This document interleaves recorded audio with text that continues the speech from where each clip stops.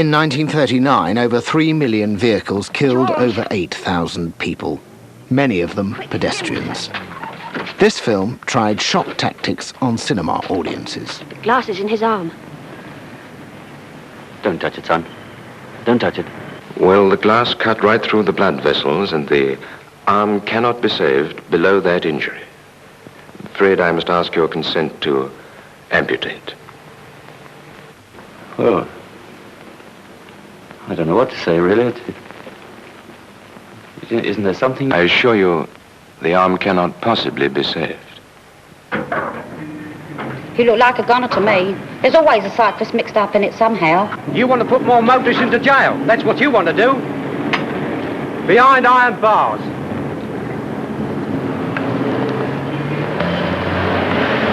That's the only way you want to learn them. Many more vehicles were now coming onto the road from 1930 onwards. The vehicles' performances were all being enhanced. Road restrictions hadn't yet come in sufficient force to control them, so that accident figures did rise. And this led to, in fact, something that I hadn't previously touched on, and that is the formation of what was called the courtesy cop. Courtesy is the watchword, and the theory is that careless driving can be cured by kindness. They didn't, in fact, set out to pinch every motorist right, left and centre. I'm sorry to stop you, sir. I want to speak to you about your driving. Sergeant, he passed me in the inside. Well, I thought you were going to turn to the right. No, I was only flicking the ash off my cigarette. Just a moment, gentlemen. I saw what happened. You both drove rather foolishly. You, sir, you were all over the road. You should keep to your near side. And you, sir, you should not pass on the near side at all, but wait... They were wonderful. You don't learn anything if somebody barks at you or threatens you or pinches you or whatever it is. I want you to remember my advice and to cooperate with us and make the road safe for everyone. Well, I much appreciate your action. I thank you too very much. Thank you. Thank you. Looks all right to me, Bill. Shall we try it? All right. Here we go.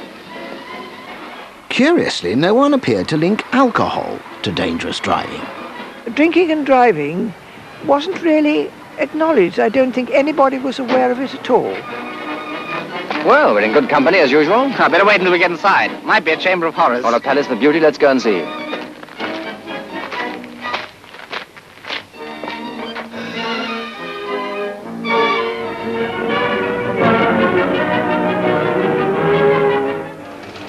People would come out of the pub staggering and going to the car and really not know what they were doing.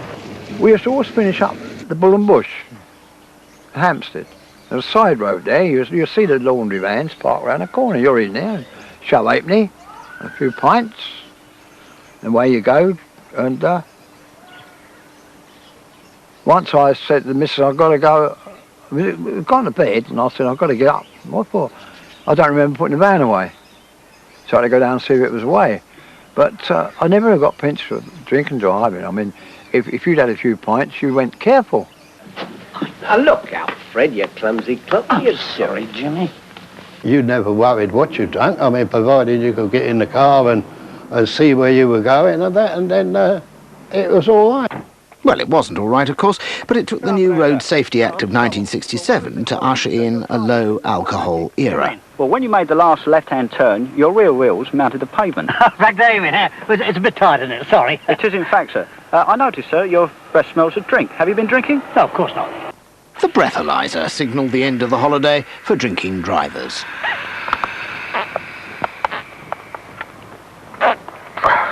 Thank you, sir. Now the crystals have turned green. As a result of that test, you will be arrested for driving having consumed too much alcohol. Look, they're still yellow. I can see them. No, sir, I'm afraid they're green. Road surface is dry, quite good for braking, no footpath left or right, quite high, moving out very slightly for the left-hand bend, and my course is right, speed is right, gear is right. Ahead of me I'll see the road bears round to the right, moving into the near side. Traffic police are amongst the best trained drivers on our roads. Ironically, the need for their advanced training came about as a result of police road accidents. They're going to learn to drive in the police way. And what's so different about that? Well, just that the police drivers, based on individual miles driven, are the safest in the country. And if you think that that means crawling along with arms flapping all the time, have you ever seen a traffic patrol car in full cry? In ordinary everyday life, advanced driving is safe driving to ensure that you do it unobtrusively, you don't affect other people. With the police training, you've also got to be trained to be better than the bandit. And so this game of cops and robbers is an essential part of their training. Whatever the leading car does, the second car has to stay glued to its tail. The instructor in the front car would be the bandit. He would take liberties, and the police student would have to follow that. He might even have better tyres on than this man, just to enhance the difference. But the pupil must keep in touch without overrunning, colliding, without dropping too far back, so that the man could theoretically disappear up a side turning. But the basic cause of all skids is speed, so you must remove the cause by cutting off the accelerator pedal, and at the same time, because the Training on the skid pan at the Hendon Police School of Motoring is as much about avoiding skids as it is about controlling them. unfortunately, braking is a reflex action, and this, as you see, will cause the car to spin completely round. The instructor had to sit there and egg the driver on, come on lad, move. And then the next thing he'd do would be to say, have you seen this, have you seen that, ahead? Because the instructor's now, although his hands are folded there, giving the man encouragement, his guts are tightened up so that all good instructors are constipated. Right, coming in now to a built-up area, 30 mile an hour, mirror, nothing behind me. A police driver is trained to think more systematically. Mirror and brake this pedestrian crossing. Nothing behind me, bringing the vehicle to a stop. Road service here is patchy, still quite good. Pedestrian crossing now is clear left, clear right, clear centre. One, it eased the instructor because he knew now that the person had seen this before he got there. And two, it challenged the pupil to look farther ahead and plan further ahead. The faster he's going, the more ahead he's got, so that he arrives at the spot going fast, but unhurriedly. Ahead of me I see parked vehicles on the near side, and just past those vehicles there's a vehicle coming from the left. Keeping away from danger, warning for this vehicle on the left. Another crossing with a man, he should be gone by the time I get there. Some people will say, I can't talk all that lot while I'm driving, I've got enough to do. Of course they have, until they practice it. White line in the centre of the road, another pedestrian crossing ahead with two people on it. They should be gone by the time I get there. It became really a job where you had so much satisfaction for seeing this come out from your pupil. The demon driver became the fast, a swift, skillful, but thinking, cool, deliberate driver that's very rewarding. M1 motorway. Ted Tier channeled his motoring enthusiasm into taming the road hog within his students.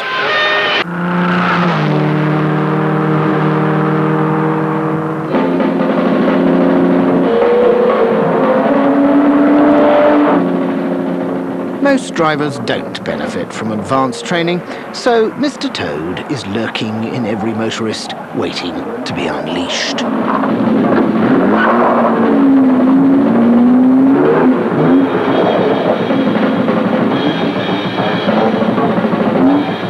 Advertising encourages fast driving and one-upmanship.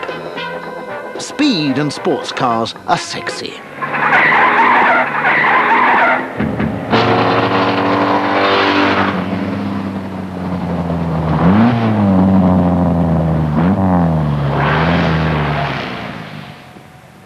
The spirit of Mr. Toad lives on. What's wrong, officer? Good afternoon. I stopped you for exceeding the speed limit. Speeding? I don't think so. Yes, I followed you all the way along there for 0.2 of a mile and you were doing nearly 50. There are a large number of people who directly they get behind the wheel of a car or on a motorbike whose temperaments change completely. Who dares come hooting at me? I only give way to a jag.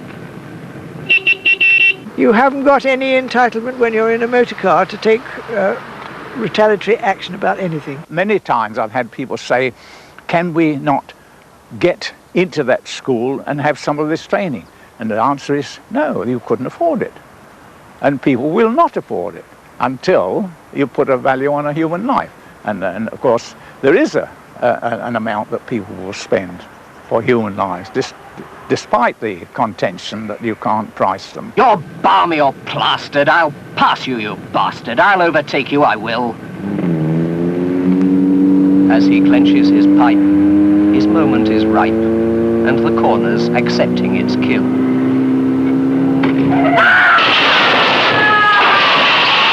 Seatbelts on. Right, headlamp flashes are working.